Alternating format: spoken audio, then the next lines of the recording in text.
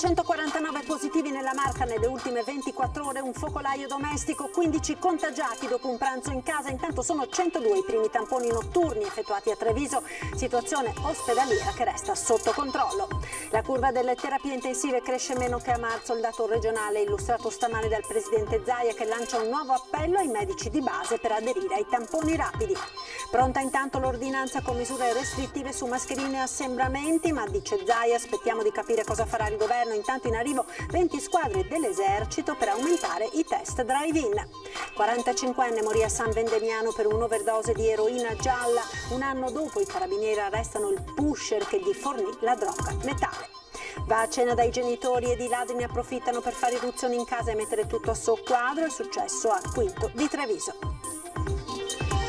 Influencer di Marca, dalla showgirl e cantante moglianese d'adozione Sabrina Salerno e dallo sceriffo Giancarlo Gentilini un appello al rispetto delle regole anti-Covid. In un libro la storia del principe greco Alessandro Mauro Cordato e della fondazione dedicata ai bambini abbandonati che creò con la moglie trevigiana. Galeotta fu la città di cui si innamorò.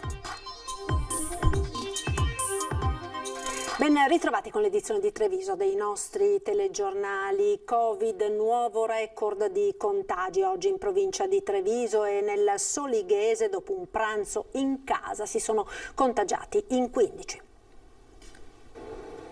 349 nuovi positivi nella Marca nelle ultime 24 ore su 1437 nuovi casi registrati in Veneto. Poco meno di un quarto delle persone che oggi sono state infettate dal Covid vivono in provincia di Treviso. Il virus circola e ci si infetta ovunque, anche nei luoghi ritenuti fino a poche settimane fa più sicuri, le mura domestiche.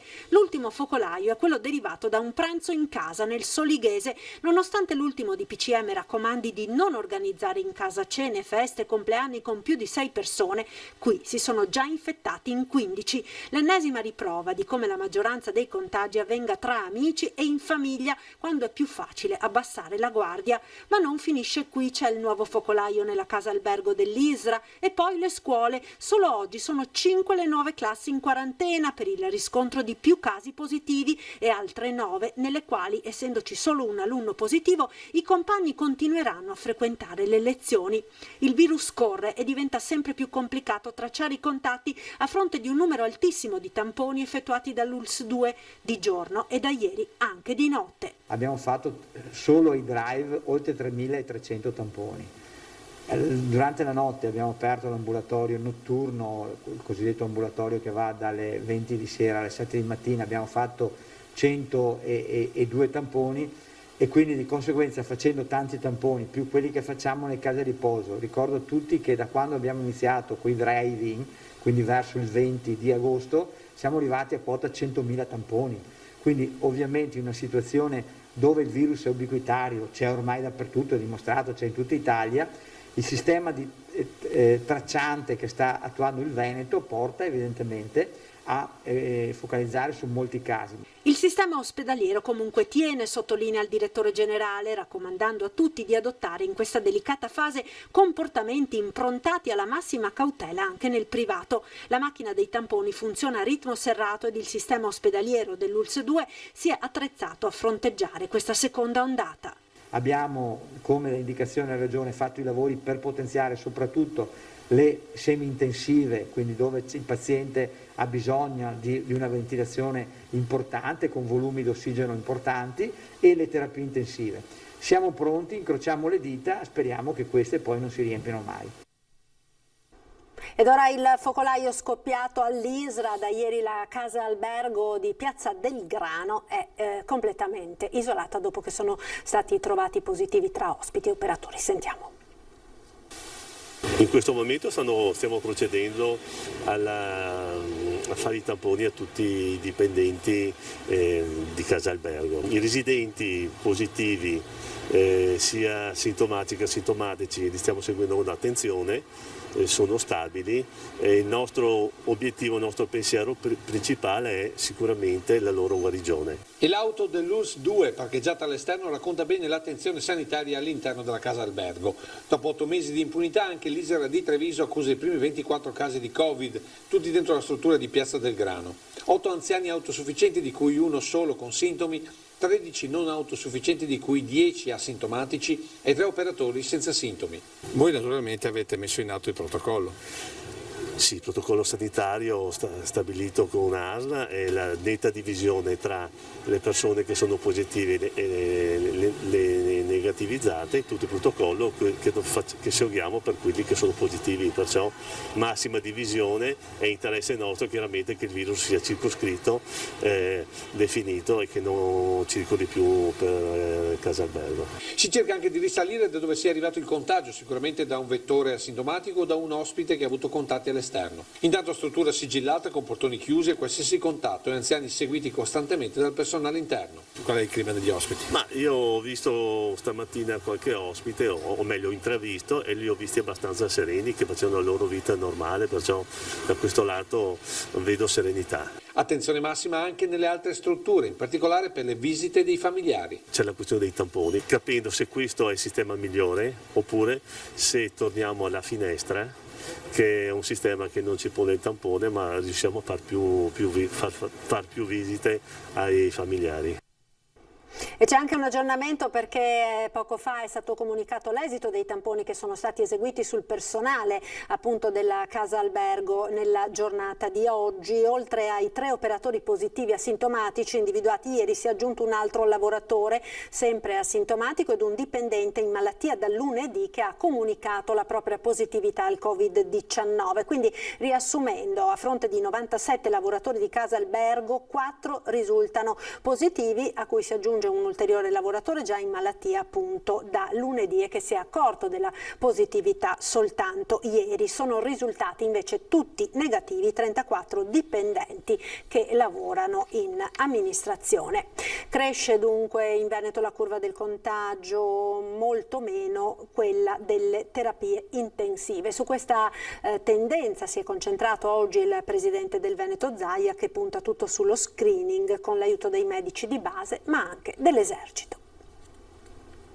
Le terapie intensive hanno una curva di crescita decisamente, diciamo, più piatta di quella della curva della prima infezione di marzo.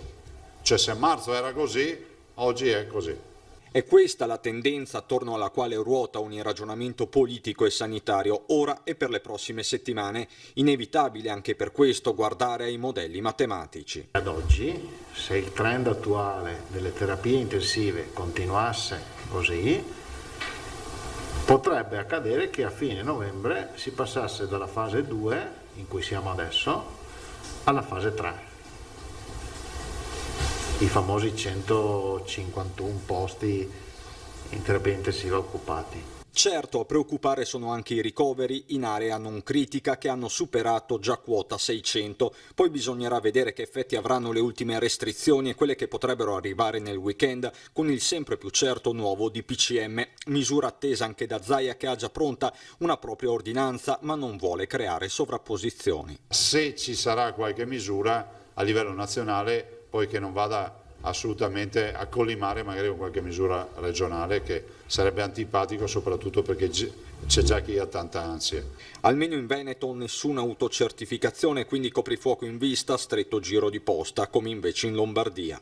Qua è libero, cioè, noi non abbiamo fatto nessuna ordinanza. Al governo Zaia però manda alcuni messaggi, dalla necessità di un piano di sanità pubblica nazionale a quello di tenere aperte piscine e palestre. Nel frattempo si va avanti con tamponi e test rapidi, una mano arriverà dall'esercito che ha messo a disposizione della Protezione Civile Nazionale 200 squadre composte da medico, infermiere e operatore. A noi in teoria una ventina di squadre dovrebbero arrivare. A fare la differenza sul fronte dello screening in questi giorni sono sempre di più i medici di famiglia. Su 3.150 medici di base, già in questo momento, cioè è una roba straordinaria perché questa regione sta facendo scuola e grazie ai medici, 650 medici, quindi il 21% dei medici di base, stanno facendo gratuitamente la somministrazione di tamponi rapidi ai loro assistiti. Io spero di riuscire a convincerli tutti 3.150. Altro fronte, quello delle scuole dove il contagio è sotto controllo, gli studenti positivi sono lo 0,12% del totale. La Regione sta poi lavorando a un protocollo comune per la gestione degli accessi in ospedale, visitatori compresi. La volontà è quella di evitare il più possibile la chiusura dell'accesso ai familiari, ma di avere quell'attenzione e quel monitoraggio dovuto. Resta poi la questione Germania con Berlino che ha inserito il Veneto in zona rossa. Non esiste uno Schengen sanitario in questa Europa. L'Europa ancora perde l'occasione per portare avanti un minimo di regia. Contributi per sociale e trasporto scolastico, ma anche per la progettazione di sistemi per la sicurezza idrogeologica. Sono questi capitoli di spesa previsti dallo Stato per comuni e province venete. In tutto 74 milioni di euro. Oggi per il Veneto stanno arrivando altri 74 milioni di euro e serviranno per il trasporto scolastico, per il sociale e per le progettazioni. 74 milioni di euro dallo Stato per famiglie, trasporto studenti, ma anche per la progettazione per la messa in sicurezza idrogeologica dei territori. Ed è proprio nella suddivisione regionale di quest'ultimo comparto che le province di Treviso e Verona ottengono con 6,7 milioni di euro la fetta maggiore del contributo, con il capoluogo della Marca che da solo ottiene quasi 650 mila euro. Poi c'è il contributo alle province per il trasporto scolastico, 7,87 milioni di euro complessivi, con la Marca trevigiana che si aggiudica la fetta maggiore di 1.580.000 euro. 33 milioni e mezzo per progettazione territoriale a comuni e province e 33 milioni e mezzo per sociale e trasporto scolastico per i soli comuni, con Verona che porta a casa la fetta maggiore di 1,74 milioni di euro, mentre a Treviso arriveranno 638.000 euro. Noi dobbiamo erogare servizi e dobbiamo continuare ad essere accanto ai nostri cittadini, soprattutto in un momento di difficoltà, soprattutto alle fasce più deboli della nostra cittadinanza. Ricordo che sono quintuplicate le richieste di aiuto delle famiglie in difficoltà, ma ricordo e dico con grande orgoglio, evidenzio, che il Comune di Treviso non ha negato l'aiuto a nessuno. Sono cominciate ieri le prove per il concorso straordinario per la scuola secondaria di primo e secondo grado, candidati suddivisi in diverse giornate per garantire il distanziamento previsto dalle norme anti-Covid. Sono stato contento, ma una prova fattibile, insomma è sempre il tempo un po' tiranno, ma era una prova, diciamo che è vero, sì. Era fattibile. Insomma. Il tempo era poco, quindi poteva andare anche meglio, però non era una prova impossibile, la difficoltà che ho trovato maggiore è stata nel tempo a disposizione. Concorsone della scuola al via, ieri le prime prove per gli insegnanti che si sono presentati negli istituti trevigiani scelti per l'esame. Arrivano da ogni parte d'Italia, ma quasi tutti stanno già insegnando in Veneto da anni ed attendevano da tempo il concorso straordinario per uscire finalmente dal precariato. Anche perché, vista anche l'età dei candidati, che è abbastanza, io mi ritengo uno dei più giovani, io e un altro amico mio, e ho visto che c'era tante persone veramente che l'attendevano come l'acqua. Io arrivo dal Lazio, dalla provincia di Frosinone, però insegno da 5 anni a Vicenza.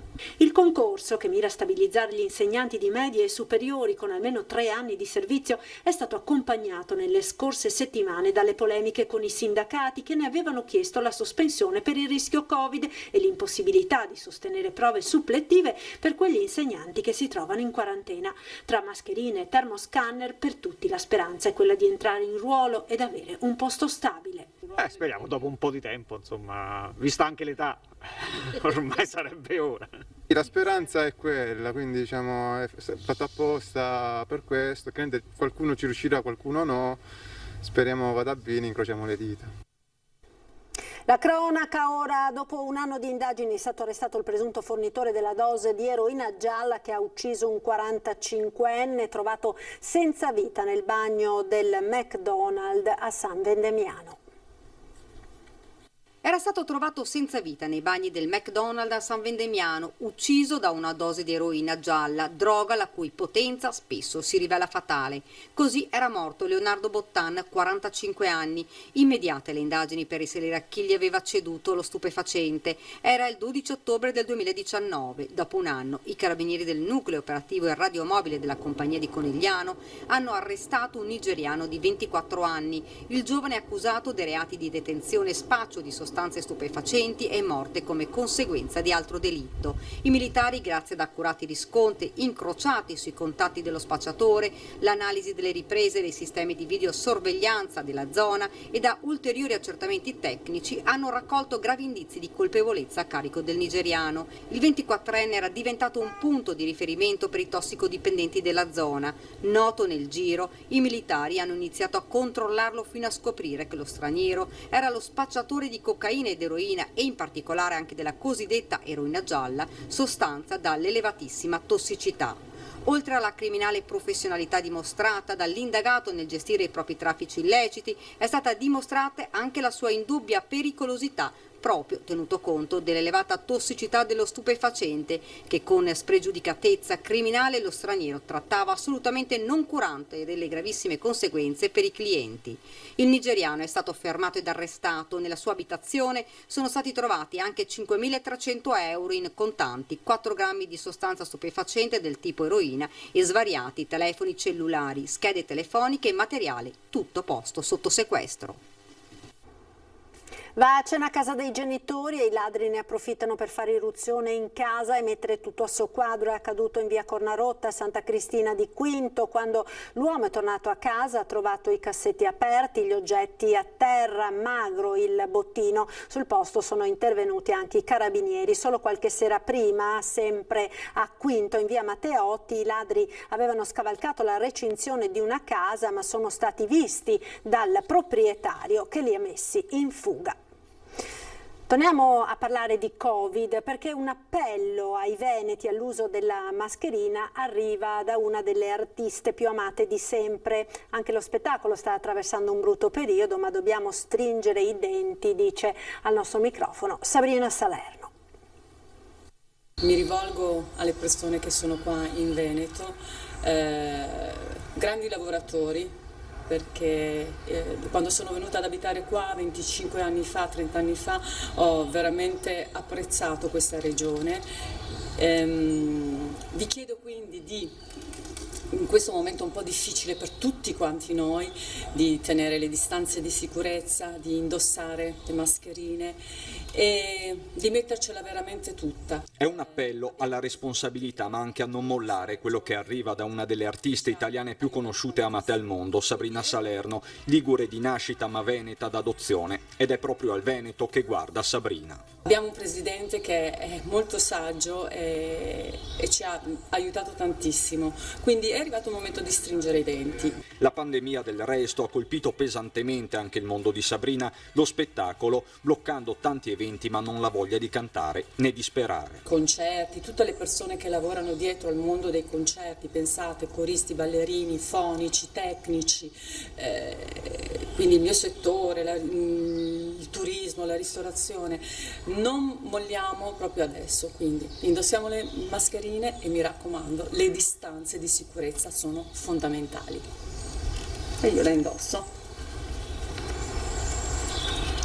Ecco qua. Altro influencer della marca, ma per un'altra generazione, lo sceriffo Giancarlo Gentilini, che anche lui lancia un appello al rispetto delle regole anti-Covid. Sentiamo.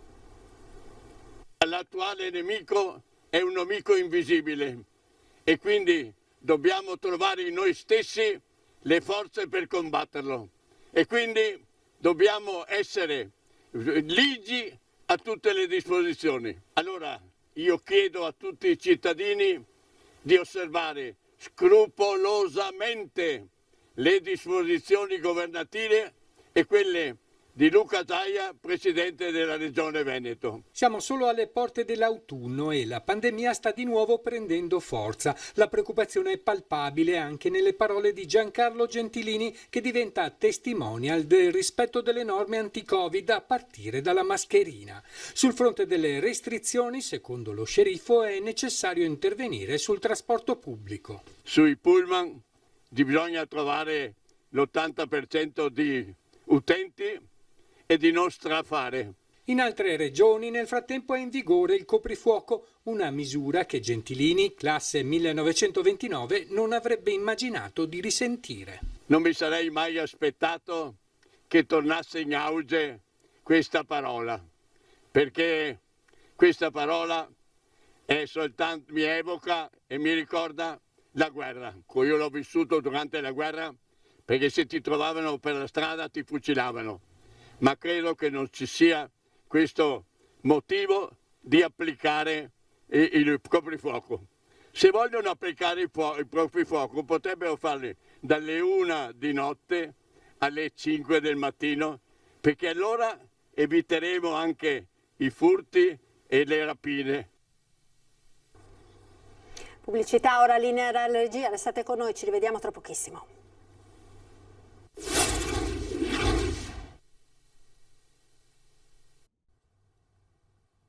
E rieccoci in studio con l'edizione di Treviso dei nostri telegiornali. Parliamo ora di rifiuti e raccolta differenziata, perché Treviso è il primo capoluogo italiano nella classifica dei comuni ricicloni.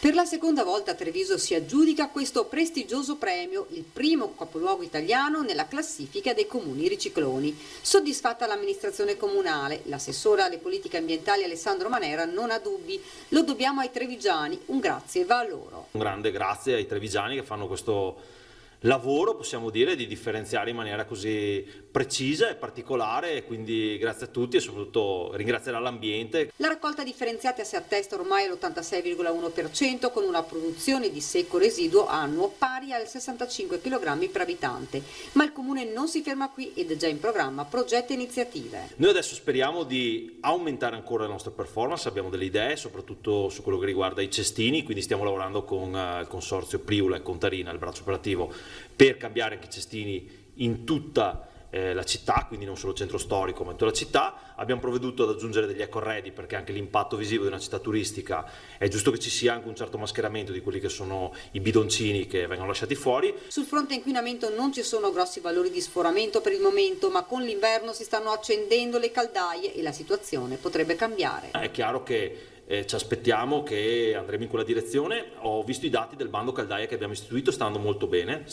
quindi anche i condomini hanno capito l'importanza di quello che può essere il cambio caldaie, e soprattutto partiremo col piano di forestazione urbana, che sono tutti quei boschi all'interno del sedime comunale che tenderanno col tempo ad alleviare quello che è l'impatto del PM10.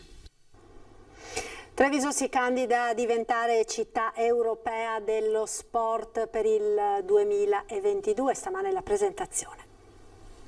È ufficiale, Treviso ha presentato la candidatura a Città Europea dello Sport 2022. La città di antiche tradizioni sportive e di consolidati traguardi agonistici aveva già ottenuto il titolo onorifico nel 2011. La ricandidatura per il 2022 è un'occasione da non perdere per il capoluogo della Marca, che vanta più di 200 società presenti nel suo territorio. Sono centinaia i giovani tra agonisti e amatori che si cimentano ogni giorno in almeno 60 discipline, dalla ginnastica al canottaggio e al ciclismo. Anche l'economia legata allo sport potrà beneficiare di questa occasione. Per l'impresa è un motivo di orgoglio e anche uno stimolo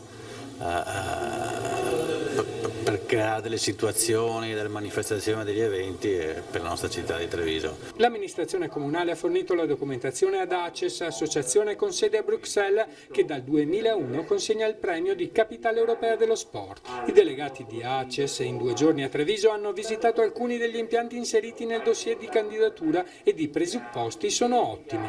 Ritengo che nel 2022 Treviso sarà sicuramente super attrezzata per essere una delle migliori città europee dello sport in Europa. Il 9 novembre verrà comunicato l'esito delle valutazioni. Ed ora un libro che racconta la storia del principe greco Alessandro Mauro Cordato e della fondazione dedicata ai bambini abbandonati che creò assieme alla moglie trevigiana. Galeotta fu la città che li fece innamorare. Riposano insieme nel cimitero di San Lazzaro i principi Mauro Cordato. Chi ci passa vicino in genere sa poco o nulla della loro storia d'amore. Come si sa poco dell'Opera Pia ed ora Fondazione, che da quasi 80 anni si prende cura dei bambini in difficoltà e di quelli abbandonati. È la storia di Alessandro Mauro Cordato, principe greco che a Treviso trovò l'amore. Che era un personaggio, un tipo tosto, che girava il mondo, che era un artista, un poeta, un pittore, un musicista, a un certo punto si ferma a Treviso, conosce questa ragazza, questa Anna Maria Biron, si innamora di lei e da immigrato rimane a Treviso e poi alla sua morte destina tutto il suo patrimonio per il bene della città e per il bene di Treviso. È una storia d'amore, sì, ma è anche una storia attualissima. Eccoli nel libro presentato oggi a Casa Toniolo in collegamento con l'autore che vive ad Atene. Una coppia felice che però non ebbe la felicità di un bambino e per questo decide di lasciare ogni ricchezza a sostegno delle infanzie abbandonate e del relitta.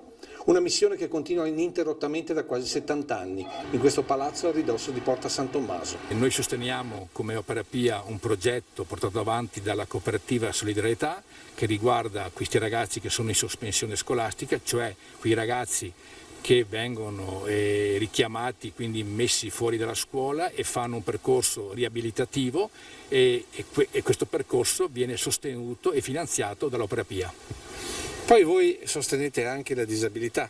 Sì, noi abbiamo messo a disposizione alcuni appartamenti per 2 associazioni che fanno questo progetto di disabilità e autonomia. Ma forse l'aiuto più importante è per chi non se la sente di affrontare una gravidanza. Ci sono delle famiglie che sono in difficoltà, che hanno 4-5 figli, l'ultimo figlio che farebbero fatica a tenere e quindi noi con questo intervento finanziario evitiamo l'aborto. Che cosa ci deve insegnare questa storia d'amore? Ci lascia che fa del bene non si sbaglia mai. Ed ora come ogni venerdì le previsioni del tempo per il fine settimana del generale Giancarlo Iannicelli. Tutte le nostre zone sono al limite dell'anticiclone atlantico e quindi sono vulnerabili e di questa vulnerabilità ne approfitterà subito un sistema perturbato che ci viene spedito da una depressione molto profonda sul nord Europa. Gli effetti saranno già evidenti questa sera, questa notte, con delle precipitazioni sparse che interesseranno un po' tutte le nostre zone anche nelle primissime ore di domani, quindi quando è ancora notte. Poi avremo un'attenuazione, una nuvolosità variabile, ma non dovremmo avere precipitazioni. Nella serata un nuovo aumento della nuvolosità potrà portare ancora un po' di pioggia, ma dovrebbe esaurirsi poi già durante la notte di sabato. Per domenica finalmente avremo tutto sommato una giornata discreta con sì una nuvolosità però anche dei spazi di sereno. Poi di nuovo andando più in là, lunedì e martedì nuovo peggioramento, quindi possibilità ancora di qualche precipitazione e poi finalmente già da martedì nella giornata e poi a proseguire, quindi nei giorni della settimana avremo un tempo più stabile, naturalmente stabile come può essere in autunno inoltrato. I venti saranno deboli di direzione variabile, le temperature le minime dagli 11 ai 14 gradi, le massime ai 17 e 19 gradi, quindi siamo oltre più alto della media. L'Alta Adriatica è previsto poco mosso, solo localmente potrà essere mosso. È tutto. Ed ora le notizie da Belluno e provincia.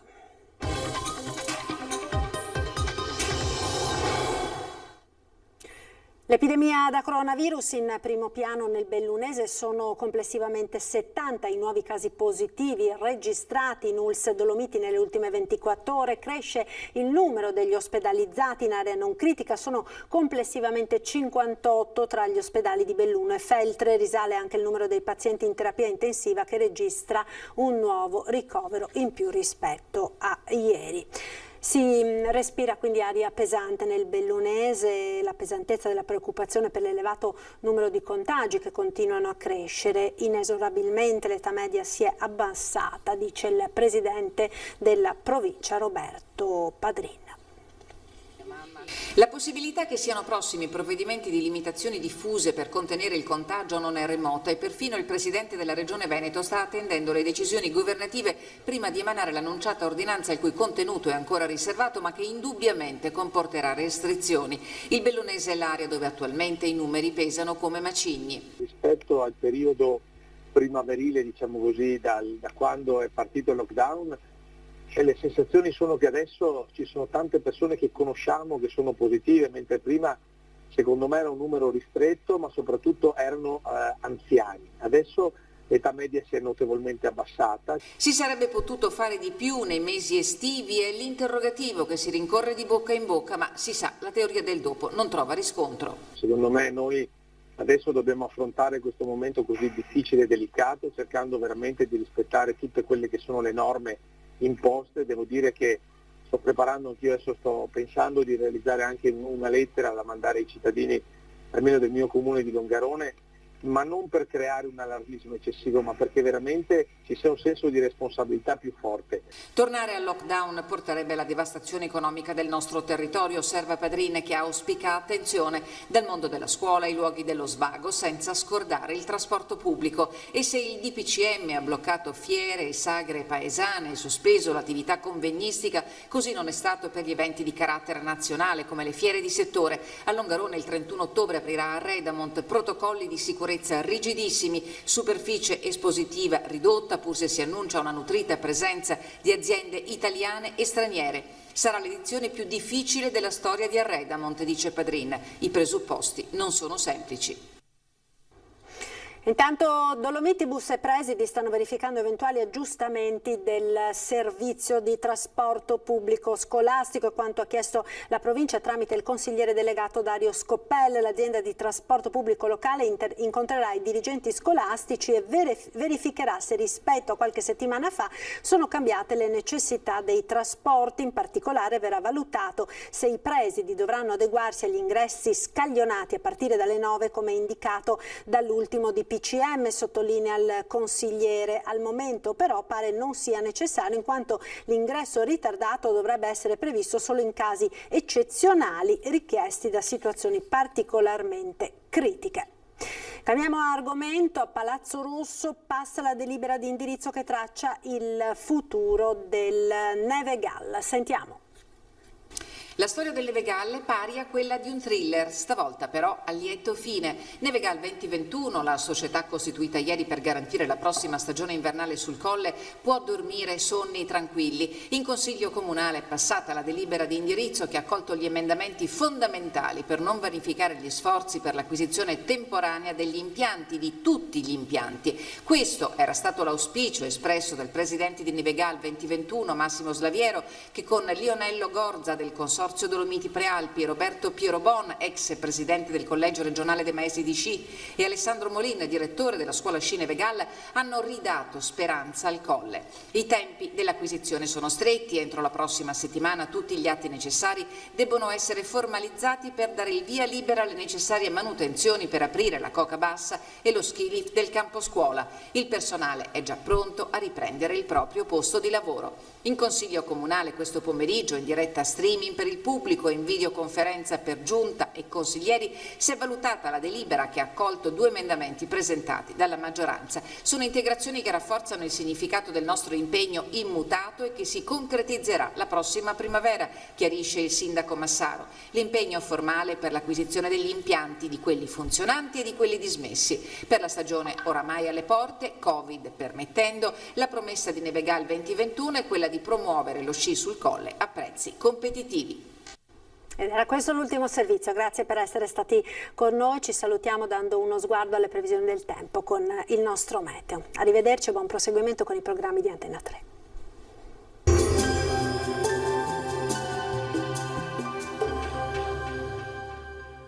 Società Agricola Torresan. Dai nostri animali nati e allevati nel cuore del Montello produciamo solo carni e salumi genuini. Nuova apertura a Ponzano Veneto. Bentrovati al meteo. Perturbazione in transito sull'Italia, al nord-est tempo ancora incerto. Il dettaglio di sabato 24 ottobre. Sul Veneto sarà spiccatamente instabile e perturbato, al mattino cielo molto nuvoloso con piogge piuttosto frequenti. Nelle ore pomeridiane la situazione andrà lentamente migliorando con qualche pausa maggiormente asciutta. Entro sera fenomeni in esaurimento un po' dappertutto. Temperature stazionarie minime fino a 14 gradi, valori massimi compresi invece tra i 17 e i 19 gradi. Ci spostiamo ora sul Friuli Venezia Giulia, anche qui cielo coperto con precipitazioni diffuse durante la giornata, ma anche in questo caso in serata le piogge saranno in cessazione. Temperature minime tra 10 e 15 gradi, massime sui 15-19 gradi all'incirca.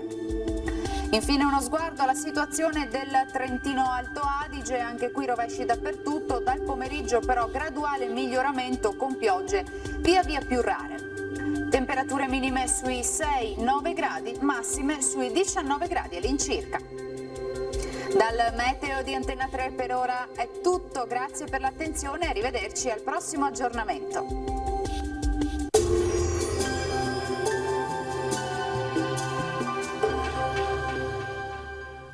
Società Agricola Torresan. Dai nostri animali nati e allevati nel cuore del Montello produciamo solo carni e salumi genuini. Nuova apertura a Ponzano Veneto.